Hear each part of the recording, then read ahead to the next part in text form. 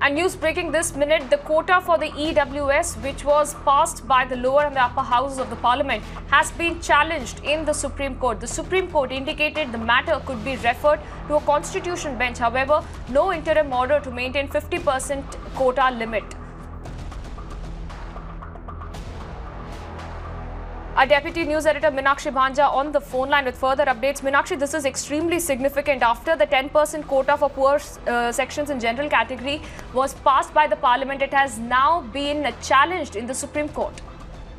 Well, the big news coming from the top court at this juncture is as to how the Supreme Court has set a date of March 28th, where it will consider whether the creation of this extra quota by way of passing in both houses of Parliament ahead of Lok Sabha elections 2019, which is now a category called the economically weaker sections of society, the EWS, is something which should be considered and judicially examined by a superior bench composition.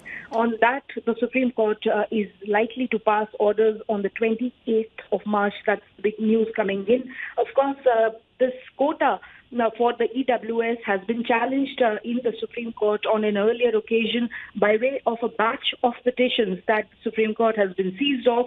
But the big news also coming in is that for now, the Supreme Court has refused to step in and pass any interim orders to maintain the earlier cap of 50% quota limit on reservations.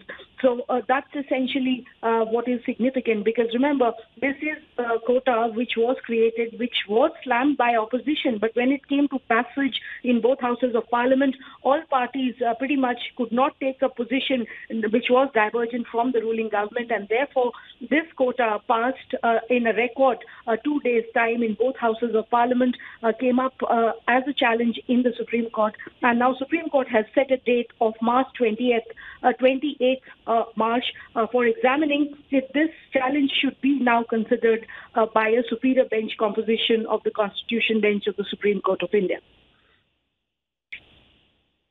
Absolutely. And Meenakshi, it is also important here to note how this could also indicate a blow to the government, because they had been at the forefront of getting this passed in both houses of the Parliament despite staunch opposition there coming in.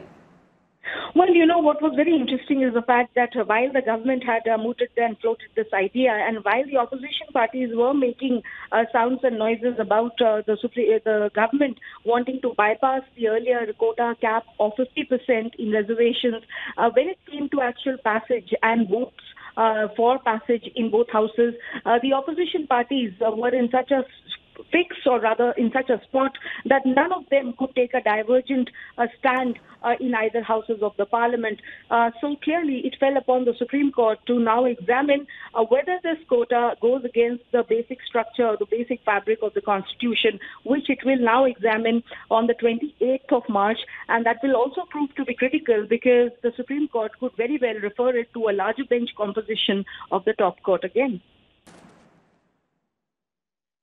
All right, we'll have to leave it there, Meenakshi. Appreciate you joining us and getting us all those details.